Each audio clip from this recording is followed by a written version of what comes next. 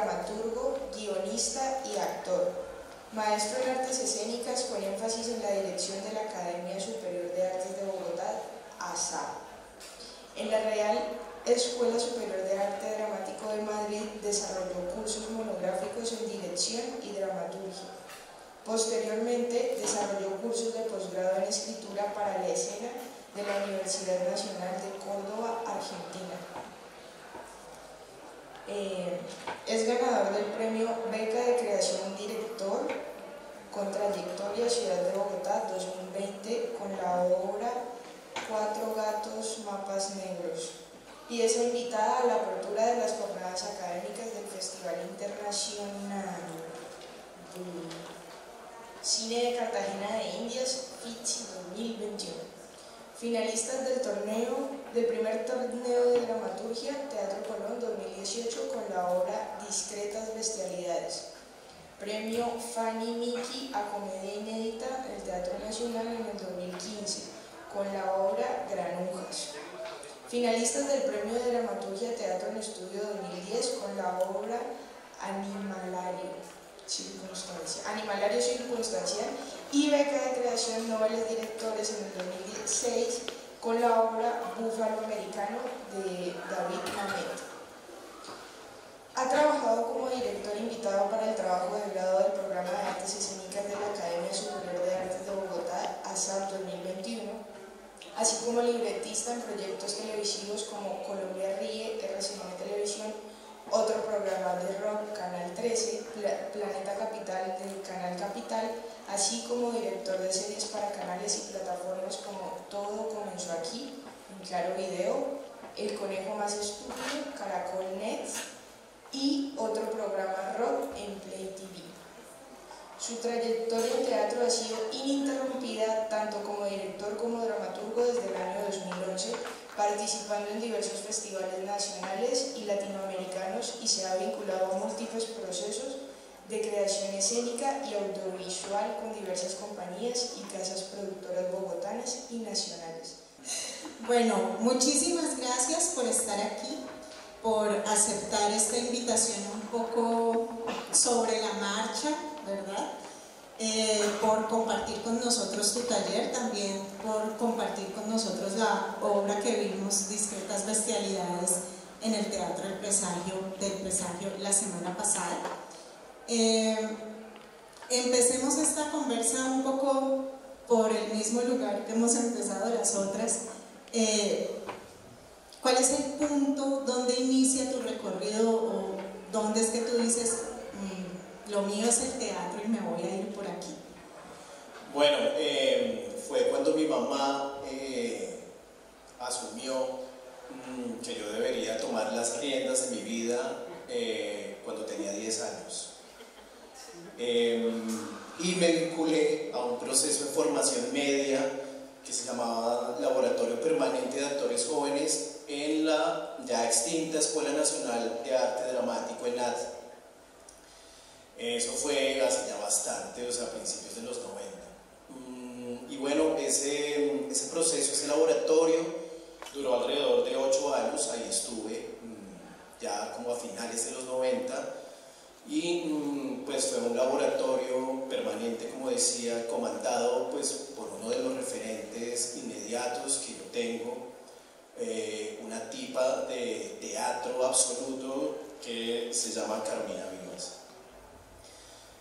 Fue por ella, de verdad, por la que decidí meterme en este camino misterioso del teatro y posteriormente de la dramaturgia. Esa es como la génesis general. Muy resumida. ¿Qué está haciendo? Ay, está bien, vamos a apresurar. Bueno, Santiago, cuéntanos, luego que tú ingresas ya a la SAB, digamos, vienes como en ese recorrido con Carolina, con una formación temprana en teatro, ingresas a la SAB y dices, me voy a ir por el énfasis de la dirección, ¿no? ¿Cómo te perfilas tú más como director, como actor, o ¿Separas los roles, no los separas? Bueno, es una pregunta muy compleja porque las tres actividades me apasionan mucho, Ruth. De verdad, para mí actuar, digamos, ese arte de la presentación y de la representación, esa cosa de ponerse en evidencia desde la actoralidad me parece fantástica.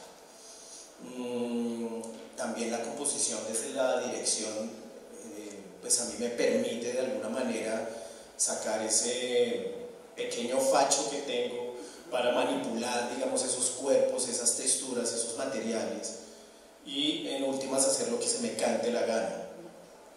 Veo mucho placer en eso, en manipular y por ende en dirigir. Y pues la escritura pues ha sido un espacio de una pasión tardía realmente, pero en la que he logrado encontrar un montón de actos subversivos con el lenguaje, en donde he dilucidado a la palabra como un material muy activo del teatro, no como ese material único contenedor de la lógica, ¿no?, del logos del teatro, sino más bien un material que entra en un diálogo y en una democracia y una solidaridad permanente en eso del hecho teatral. Entonces, decir qué me llama más, qué me apasiona más, realmente yo creo que las tres están ahí haciendo una puja en esa subasta empática, metafísica. Sí, yo creo que, ¿cómo decirlo para que no suene raro? Pero en ese sentido me considero un bicho del teatro, me apasionan los tres oficios profundamente.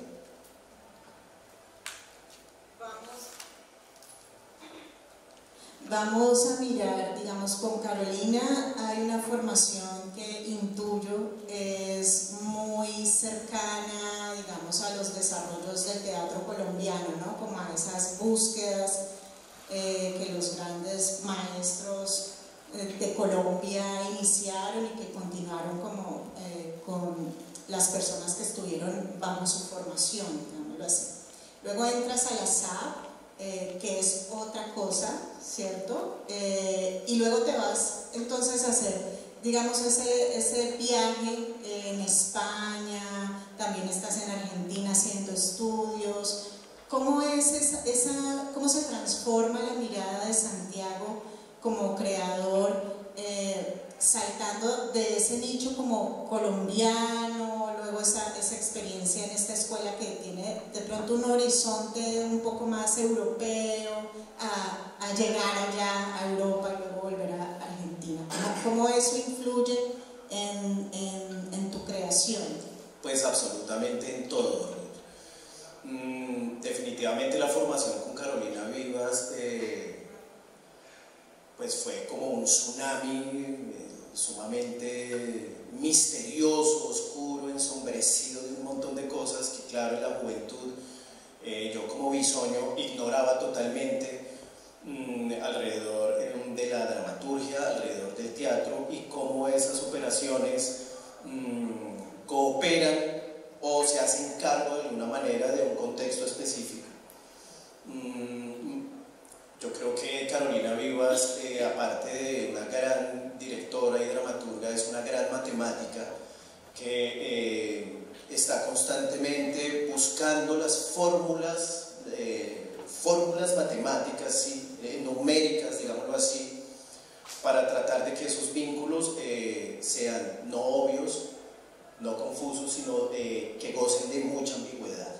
Entonces ese campo de la ambigüedad realmente es un imán. A mí me magnetizó de entrada, como esas operaciones de cómo el teatro de verdad puede dar cuenta, no sé cómo, sí como reflejo, como espejo, como qué sé yo, todas esas tesis las respeto, ninguna la comparto, pero la respeto. Como el teatro, digamos, sí se acerca y empatiza de múltiples formas con el contexto.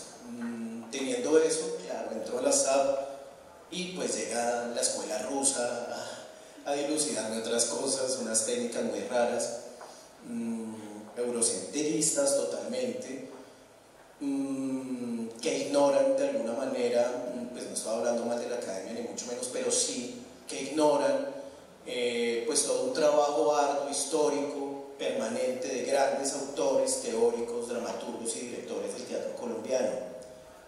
Por fortuna, Carolina Vivas también estuvo ahí en ese proceso de formación superior, fue mi maestra, mi primera maestra, cuando decido ser director, pues meterme en el énfasis de la dirección, y fue ella ya de una manera mucho más responsable, profunda, teórica, a involucrarme como en esos tejidos de la teoría colombiana del teatro, que es una teoría que no sé por qué no se ha reconocido de una manera frontal, capaz se considera baladí, poco profunda, no sé, pero yo ahí encuentro también unas improntas muy propias del teatro colombiano, y yo empiezo como a entender también que el teatro en Colombia pues no sirve para mucho, pero entendí que también buscarle una utilidad al teatro es también como rebajarlo. Y bueno, mi periplo con esas cargas y esas dudas, como de ¿para qué sirve el teatro? Llegó a Europa. En Europa hay una formación, pues en España, pues una formación totalmente dedicada al texto. Y allí descubro eso que mencioné recién, que la palabra es un material activo, vivo, que entra en una operación con el hecho teatral muy interesante. Igual era también muy joven, pero posteriormente llegó a la Argentina, y en la Argentina ya como que pitó la hora, y de una manera estridente,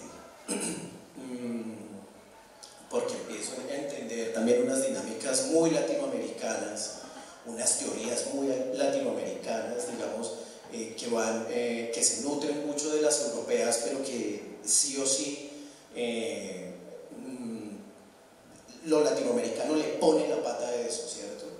Y empiezo a entender que pues que todo es potencialmente dramatúrgico, que el dilema es que lo sea, que el objetivo de escribir para la escena no es escribir, sino teatrar, como ese cartoon. Es decir, mi objetivo jamás es publicar teatro. Claro, uno gana premios, uno gana cosas, y eso bienvenido sea siempre, pero yo creo que el objetivo de la escritura para la escena es el teatro. Y que el valor de un texto teatral metido en una biblioteca pues puede tener un valor ni siquiera literario, porque la dramaturgia es una literatura totalmente inacabada, vacía, mediocre, y que no tiene ninguna sustancia. Tiene sustancia es cuando se hace allí, cuando se hace acá, en esta repudiada máquina de cajita negra, que yo la amo, yo la adoro, paradójicamente. Bueno, y también descubrí eso, que la dramaturgia, sobre todo en la Argentina, mi estancia en la Argentina me permitió dilucidar que la dramaturgia pues no está ni por encima ni por debajo de las otras dramaturgias, de las otras operaciones que comulgan en el hecho escénico, que es simplemente una pieza de ese gran rompecabezas que es el teatro. Y eso también me permitió y me permite ahora también tener como una mirada sumamente empática, solidaria. Es lo que yo llamo simetría de saberes. El teatro para mí es un rito en donde se homenajea la simetría de los saberes de todos. Por eso también, en correspondencia a la pregunta anterior de qué disfrutaba más, pues justamente es por eso, disfruto todo, porque todo es vital, todo es vital. Y bueno, pues también encuentro como unas carretas muy interesantes de unos maestros exquisitos, pues Cartoon, Sprengel, Burtantanian, Marul, Ariel Dávila, Soledad González, Sergio Blanco, que también me rompió por ahí la cabeza. Bueno, muchas cosas, muchas perspectivas de la dramaturgia muy interesantes. Yo trato como de abrazar eso, pero otra vez volviendo a Europa, Realmente lo que me partió en dos la cabeza y me rayó los ojos fue una cosa que se llamaba el novísimo Instituto de Estudios Patafísicos de Buenos Aires. Ahí ya como que entré a convulsionar, a infartarme con esa cosa de la patafísica, de Jarry, de la subversión del lenguaje, de la construcción de nuevos dispositivos a partir de la palabra. Y bueno, eso es como el resumen de ese periplo. Oh, qué bien, qué chévere. Empiezan a aparecer, digamos, algunas ideas recurrentes, ¿no? También en estos conversatorios. Aquí Santiago nos trae otra, que es la idea de la horizontalidad, ¿no? Es como que en estas dramaturgias expandidas esa relación vertical o colonizadora de pronto, o manipuladora del director hacia las otras artes está como a un lado, ¿no? No es como invitada central ni de ladito a este tipo de procesos. Hablemos de esa otra pasión, del cine. ¿Cómo empiezas tú a generar esa expansión, no sé si del cine al teatro, del teatro al cine? ¿Cómo lo empiezas a hacer y en qué punto estás ahora? Pues mira, empezó justamente con la patafísica. Bueno, tendríamos que ir más atrás, en la década de los 80, Superman 1 fue como una revelación para mí. Terminator 1, bueno, todas las 1 de los 80, sí, es como un mundo pop, y yo siempre aclaro como que el mundo pop son esas cuestiones de la cultura, no que están de moda, sino que resuenan en mí profundamente, y que son visibles a la cultura, ¿no? A la sociedad, a los colectivos. Y también otra noción, otro género del cine que me apasionaba mucho, que me apasiona mucho, es el serie B, las películas de serie B de bajo presupuesto, donde la inverosimilitud por la escasez de dinero pues es imperante. Entonces se inventan unos dispositivos cinematográficos totalmente irreales. Eso me parece mañé, lugar común, cliché, maravilloso. Entonces, bueno, haciendo esta salvedad de mi gusto por el cine, no soy como esos cinéfilos de culto, claro, trato de ser culto de alguna manera, intento, pero realmente surgió con esta cosa de la patafísica y surgió también un poco con un espaldarazo que me dio Borges también por ahí, con eso de la autorreferencialidad y sí, de cómo la palabra es un código genético que puede condensar una espesura muy especial de semiótica, cínica, simbólica. Y pues a partir de esos visajes me centré en el falso documental. Entonces el falso documental, esa inquietud nace por estas dos referencias que pues, son muy poderosas, pero también en aras de mamarle gallo a la historia, mamarle gallo a la enciclopedia. Entonces empiezo a escribir obras con ese espíritu del falso documental, ¿no? En aras de eso, de desmantelar ese colonialismo histórico y literario de alguna manera. Y entonces empiezo a escribir obras donde pongo, digamos, en sintonía esta noción del falso documental, pero falso documental audiovisual, cinematográfico, técnico. Entonces, a partir de ese interés de mamarle gallo a la historia, de mamarle gallo a la noción de enciclopedia, de héroe, de devenir, de flujo de tiempo, pues escribo un par de obras. Marranos, La cabeza del pato y Pajarracos, son esas tres obras que son dedicadas al falso documental. Bueno, eso es como la génesis. Después ya empezó como a perfilarse, a olfatearse otras cosas, ya ir un poco más profundo a otras narrativas del audiovisual, pero intentando buscar realmente cuáles eran las especificidades del teatro, las especificidades del cine y cómo esas dos especificidades entran a ser consenso o disenso en el teatro, en un ejercicio de acción presente. Y eso también me hace como despejar ciertas cosas con el lenguaje, pero sobre todo con la noción del tiempo. El tiempo del cine, que es un tiempo técnico, ¿sí? Es un tiempo de la observación, el tiempo del teatro, que es un tiempo de lo orgánico, y es un tiempo de la mirada, no de la observación, sino de la mirada, y cómo esas dos complejidades del tiempo pues se juntan y hacen eso.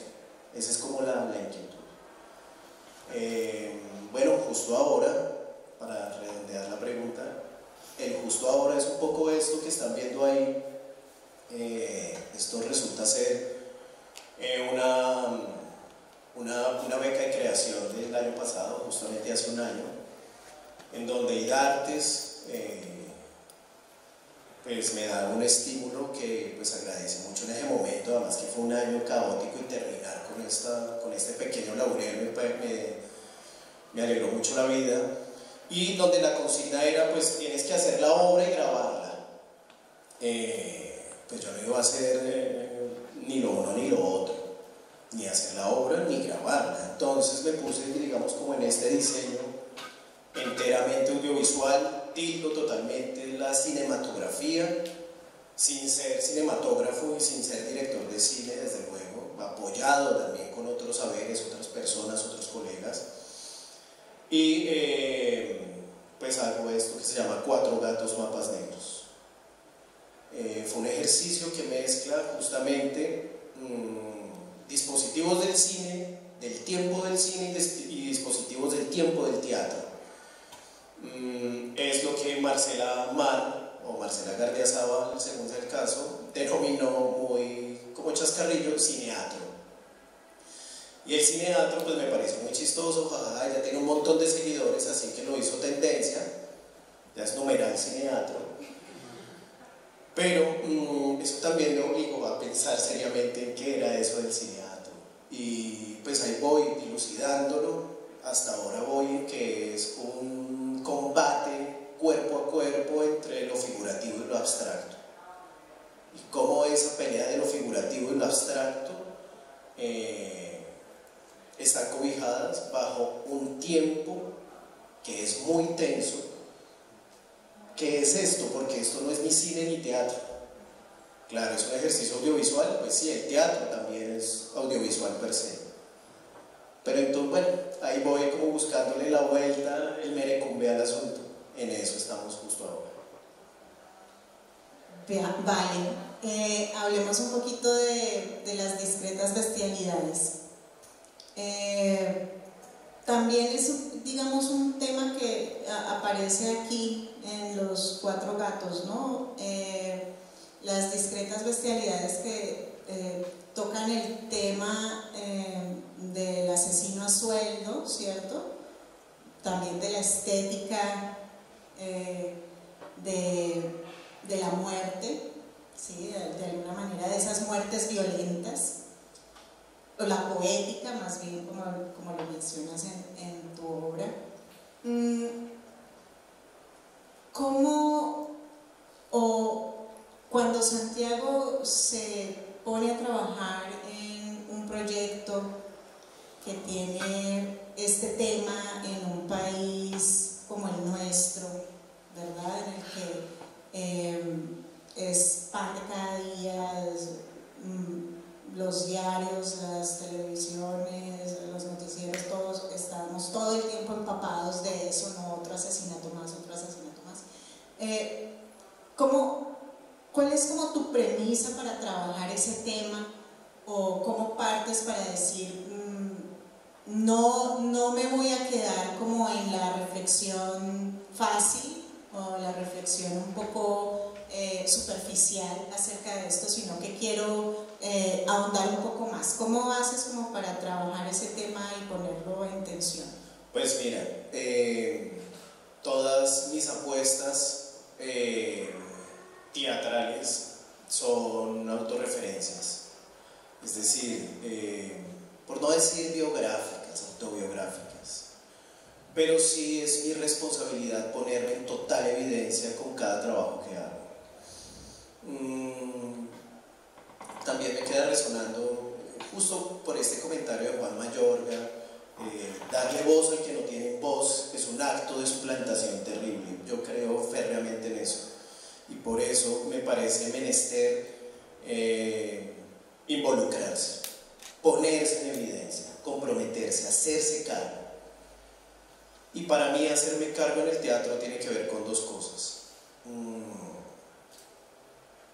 Claro, interpretar, digamos, esas violencias habituales, descarnadas, esos vejámenes.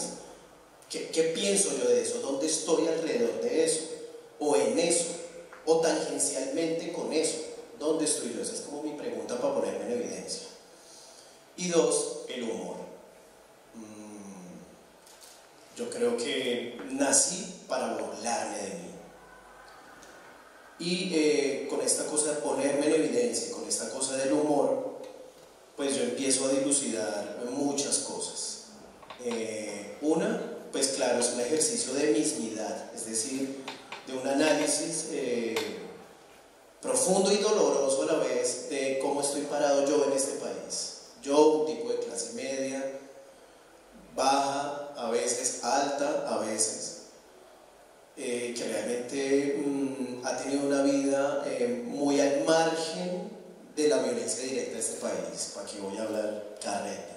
¿Me entendés? Es decir, si yo de verdad me voy a poner las botas, me las voy a poner porque yo quiero y porque tengo una necesidad, ¿se entiende? Una necesidad férrea, vital.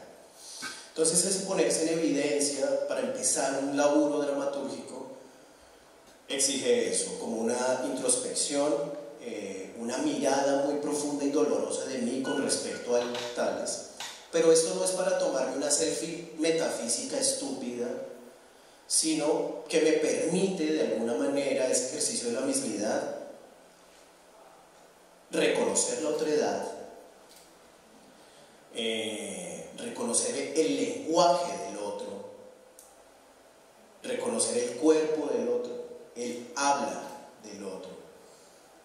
Y cuando yo empiezo a dilucidar esa otredad, su lenguaje, que resulta ser un lenguaje que se aleja totalmente de nuestros lenguajes totalitarios de LGBTQI, de si es católico o cristiano, si se bautizó o no, si es negro o blanco. Te lo digo porque, sin ir más lejos, los formularios de IDARTES o de ministerio necesitan saber si soy rico, si soy pobre, si soy marica, si soy un montón de cosas. Y eso es como unas casillas sumamente mezquinas. Bueno, IDARTES, ministerio y todo en general. Unas casillas muy mezquinas que no permiten dilucidar el cuerpo del otro. Y entonces, cuando yo reconozco eso, empiezo de verdad a configurar un tejido que para mí resulta ser una deriva inmensa, oscura, una sombra, que trato de resolver y sopesar a través del humor, a través de la comedia. Esa es como una consigna. Y lo que resulta es un proyecto, al final del día, una cosa sumamente cínica, aparentemente, indolente, aparentemente, descarada, pero que resulta, no sé, también trayendo pues reflexiones, posiciones, polémicas. Claro, como lo decía recién con Verónica, como chisteando, pero desde verdad, yo no considero que el teatro ni sirva para algo en concreto, ni tenga que revelar nada. De hecho, soy enemigo de eso, de las certezas, soy enemigo de los mensajes. Más bien, si sirve para mí el teatro, y por ejemplo en concreto Discretas Bestialidades, es para dejar muchísimas preguntas, muchísimas ambigüedades, ¿por qué no confusiones? Que lo hablamos en el taller. ¿Por qué no? sí, dejar ensombrecido, digamos, ese espectro del mensaje, ¿no? De la comunicación. Ese es, digamos, como a grosso modo, en específico, discretas bestialidades, pero debo decir que es una operación, es un modus operandi que aplico en todo, en todas las escrituras. Bueno, Santiago, muchísimas gracias por estar aquí. En el montaje que haces, que te ganas la beca, que es como cineteatro,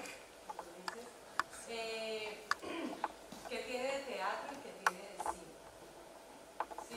Me gustaría saber cómo lo combinas, porque sí, se ve como una peli, ¿sí? cuando se muestra, pero me gustaría saber qué tiene de teatro, cómo combinaste el lenguaje teatral allí. Vamos a googlear. No, mentiras.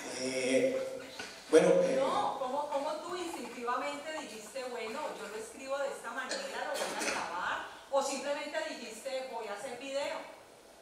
No, también tiene que ver con con asociar lo abstracto y lo figurativo en términos de imagen, ¿se entiende? Es decir, el cine siempre apela a un realismo, sí, a unas nociones del tiempo y del espacio que deben ser concretas, porque justamente la cámara es un tirano tan feroz que debe guiar de manera empática al público para que entre en empatía con eso que está viendo. El teatro, pues es todo lo contrario.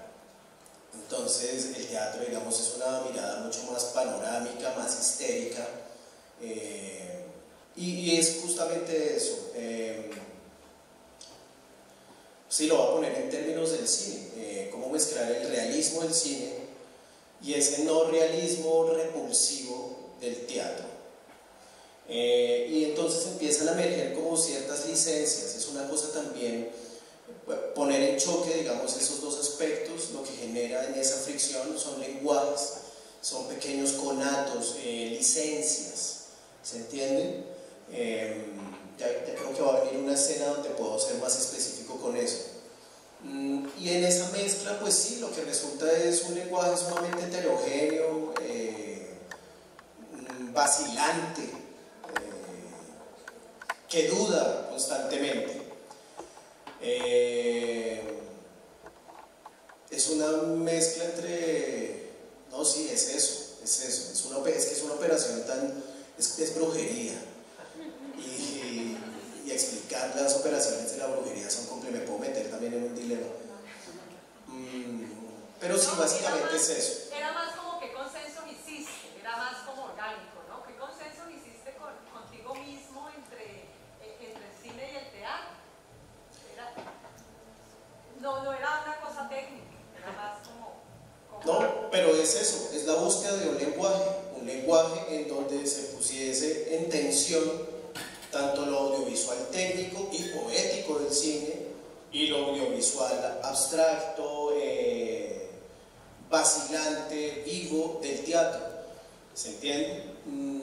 Por ejemplo, en esta escena en particular, fíjense que hay un montón de elementos que son sumamente abstractos, irreales, que muchas veces el cine no... bueno, Bergman sí se va para el carajo con esas cosas. Pero digamos que aquí hay una mezcla de eso, de lo abstracto y de lo figurativo, mejor dicho, en términos técnicos de la imagen. Y en términos del discurso, pues no, realmente no... Yo cobijo a las dos disciplinas bajo el mismo discurso, realmente. Bueno, no sé si capaz no te respondí nada, pero me gusta hablar. Saluditos, Santi. Hola. Bueno, yo quisiera preguntarte por la dramaturgia de los actores y las actrices. Entonces, ¿cómo haces para vincular actores y actrices? O sea, como vienes del teatro, trabajas también con el cine, pues cómo son esas formas de escritura de estos seres que se mueven en estas dos disciplinas y cómo los vinculas tú y articulas en el trabajo escénico. Bueno, no sé cómo responderte la primera de cuáles son las formas de escritura. Yo simplemente largo a escribir una aparente obra en donde particularmente en esta pieza me pongo más en evidencia y pongo a Marcela y a Claudio en evidencia porque juego justamente con el dispositivo del falso documental acá. No sé cómo escribir, no sé cuál es la forma de la escritura. Lo que sí sé es que cuando ese texto está aparentemente terminado, mi yo dramaturgo se va para el carajo y empieza a involucrarse en esa deriva con los actores. Para mí es una responsabilidad de no hacerme el dramaturgo y ser el director que se pierde con los actores. Mi consigna es que no puedo desaprovechar la dramaturgia que ellos traen, ¿sí? Su mismidad, y para mí es menester perderme con ellos para que ellos también se pongan en evidencia. Claro, esta cosa de la dramaturgia, pues para mí está mucho más allá de escribir textos. De hecho, escribir textos es escribir textos. La dramaturgia es la construcción de un sentido para mí, con los materiales que sean. Y bajo esa premisa, pues, mis operaciones son esas: perdámonos, ensayemos mucho, leamos mucho, encontremos, sentidos ocultos, abriguémonos en la sombra, en las preguntas constantes, ininterrumpidas durante todo el proceso. Bueno, pues esa es como la operación, siempre ha sido la invitación con los actores, como vamos a perdernos todos acá y pues a mirar otros horizontes o llegar a un puerto, cualquiera que sea. Perderse es como una consigna. Bueno, tenemos otra pregunta por aquí y tenemos dos preguntas más. Gracias, Santiago, por compartir con nosotros tu experiencia, y te quería preguntar si podías ampliar un poco lo de la patafísica y qué fue lo que tanto te llamó de allí la atención, pues que decís que logró transformarte un poco aquí y qué utilizas de ahí en tu trabajo. Pues mira, la patafísica es una carreta alucinante, realmente, bueno, hay un sátrapa por acá, ¿no? Si hay un sátrapa que son como los militantes de la patafísica, me mata. No, yo creo que la patafísica es una actitud frente al lenguaje, una actitud primigeniamente frente a la academia, a las instituciones oficiales. Bueno, es una acepción, ¿no?, lingüística. El líder guerrillero de esa época es Alfred Jarry, ¿no?, que con el Uburrey pues como que empieza a alterar ciertas palabras. Y de ahí pues empieza a hacer una crítica muy poderosa a eso, a la academia y a las instituciones oficiales. Y con eso empieza a generar una movida no solo desde la dramaturgia, sino también desde la literatura, una actitud sumamente subversiva, pero sumamente subversiva atendiendo etimológicamente a lo que es subversivo. No ir en contra, al pedo, sino ir por otro lado, capaz para llegar al mismo lado. Entonces esas operaciones de lenguaje quebradas, dislocadas, en esos desfasajes también de los sentidos, de la etimología, pues empieza a generar también, a pasar unas inquietudes, unos fervores también a las artes plásticas y al cine, por supuesto. Entonces esa cosa con el lenguaje, esa cosa de la autorreferencia, que se dice, no sé, aquí hay se dice que Borges es el primer patafísico de América y el único.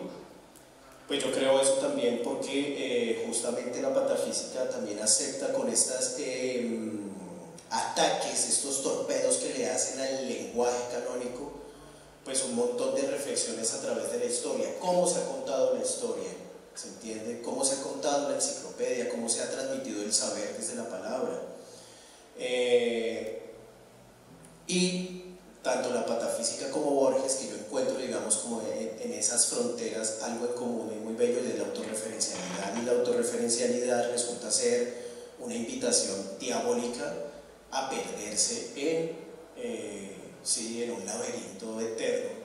Yo siempre lo he denominado como un poeta parado entre dos espejos. Es una cosa infinita y finita a la vez, indefinible y definible, es decir, desdefinible desde el concepto de los patafísicos. Entonces es eso, como una actitud frente a los lenguajes totalitarios, una actitud frente a los lenguajes normalizados.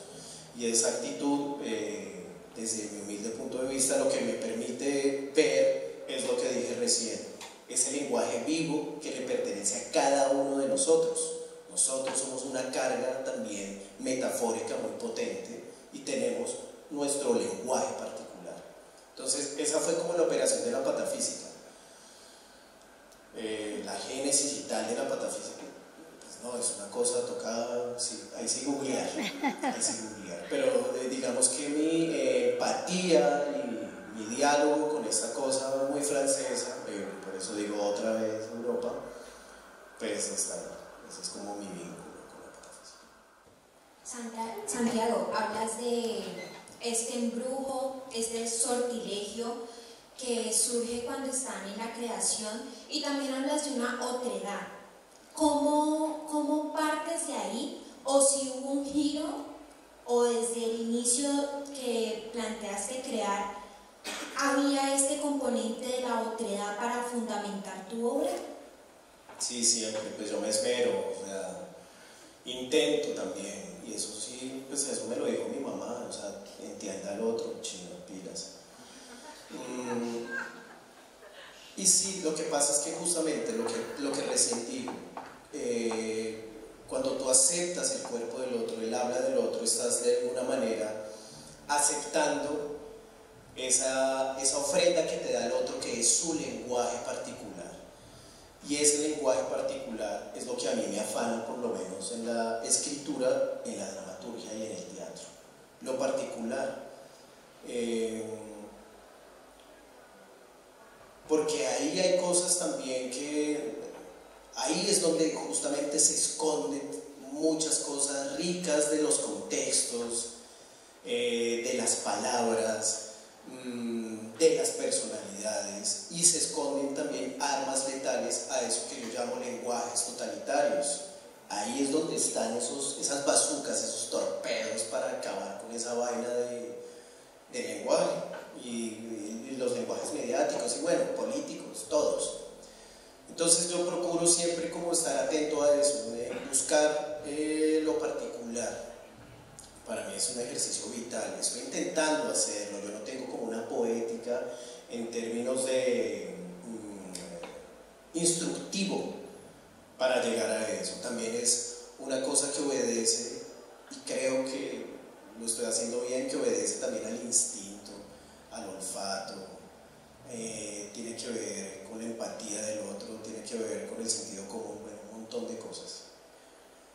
Sí te respondí, es que me metiste brujería, pero... No, sí me respondiste. Ah, bueno. Muchísimas gracias. ¿Alguien más?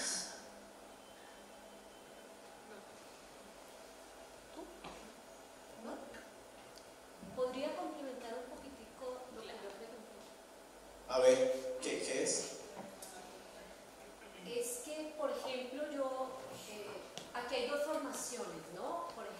La Universidad del Valle hace una formación más naturalista y nosotros una formación, digamos, más abierta. Entonces, cuando yo estuve en mi tarea de montar Transmigración, tenía actores de aquí, o sea, que habían egresado, estaban vinculados acá, como docentes, y actores que se estaban en proceso de graduarse o terminando sus estudios en la Universidad del Valle. Y como yo no quería una actuación muy marcada, entonces los actores de la Universidad del Valle casi que todos hablan igual porque tienen una técnica y ellos anulan como su registro y todos van hacia ese lugar con la misma cadencia, ¿sí? Y yo le pedía, por ejemplo, a los actores que pues no, que se bajaran del actor y exploraran más su propia voz. Y esto les costaba muchísimo y ellos como que entraban en un desconcierto de que para qué habían estudiado si llegaba una señora directora a desmontarle su trabajo, ¿sí? Porque pues yo necesitaba pues un nivel como de, digamos, de neutralidad, no que unos estuvieran en un registro y otros en otro.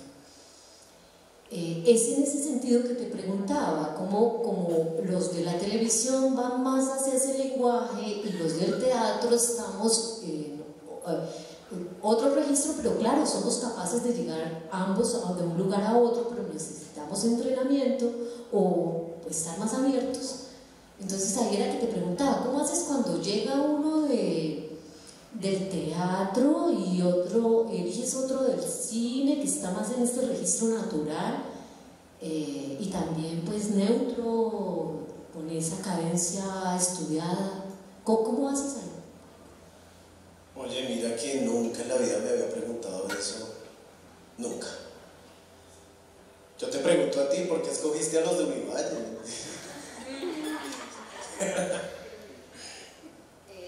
Pues porque estudiaba una maestría allá y tenía que vincular estudiantes de allá. No, entonces mira, claro, cuando uno le toca, ahí empieza el dilema. Cuando uno le toca, es que empiezan ese tipo de dilemas. Yo te tengo que decir, pero yo no quiero ser como fraternizar en banalidades, pero me parece lindo decirlo. Yo trabajo con amigos y que son actores del teatro, que son actores del cine, que son actores de la televisión. Ellos se mueven ahí como peces en el agua, en las tres categorías. Claro, digamos que con esas cosas tonales, esas cosas de estilo, que son fundamentales, que para mí resulta ser en cierta forma una lencería, pero es una lencería que toca ver y que toca cuidar con él. No, pues eso realmente lo da el tono de la escritura, ni siquiera el director. En primera instancia, ya el director ya podrá, digamos, ecualizar esas cosas técnicas de la actoralidad y de la formación, ¿no? Pero no, realmente para mí no ha sido un dilema, es decir, no, nunca lo había pensado. Bueno, tengo la fortuna de tener buenos amigos y con gran talento. Claro, tengo otros grandes amigos que son un desastre y nos quedamos en eso, en amigos, no en colaboradores.